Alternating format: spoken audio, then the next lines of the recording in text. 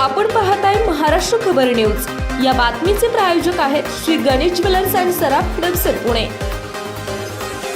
नमस्कार, मी सुद्धा महाराष्ट्र खबर न्यूज मध्ये आपल्या सगळ्यांचं स्वागत। महसूल विभागाने भविष्यातील जमीन व्यवहार पारदर्शक करण्यासाठी आणि जमिनीच्या वादांवर कायमस्वरूपी तोडगा काढण्यासाठी एक महत्त्वाकांक्षी योजना आखली आहे।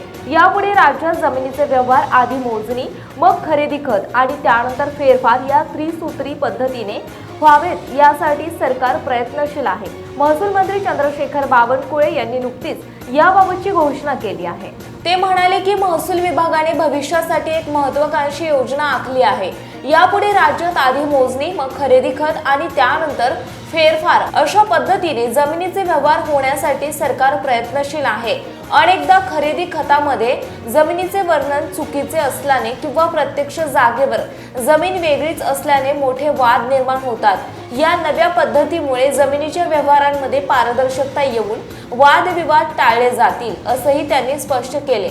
ही नवी पद्धत लागू करण्यासाठी महसूल आणि भूमी अभिलेख विभागात आवश्यक बदल करण्याची तयारी सुरू असून भविष्यात जमिनीचे व्यवहार अधिक सुरक्षित आणि वादमुक्त होतील असा विश्वास प्रशासनाने व्यक्त केला आहे।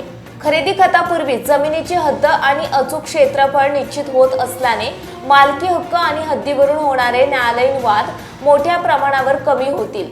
खरेदीदार आणि विक्रेत्यास व्यवहाराच्या वेळी जमिनीच्या स्थितीची संपूर्ण माहिती मिळेल। मोजणीनंतर खरेदी खत होत असल्याने 7/12 उतार्यावरील फेरफार नोंदी अचूक मोजणीच्या आधारावर त्वरित होतील।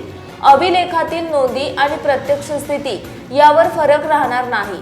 बँकांकडून जमिनीवर कर्ज घेण्याची प्रक्रिया सुलभ होईल। जमिनीची मोजणी प्रमाणित असल्यामुळे बँकांचा विश्वास वाढेल। सरकारच्या प्रकल्पांसाठी किंवा नियोजित शहरी विकासासाठी जमीन संपादन करणे सोपे होईल।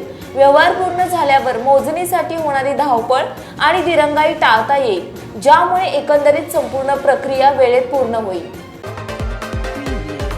आपण पाहताय महाराष्ट्र खबर न्यूज।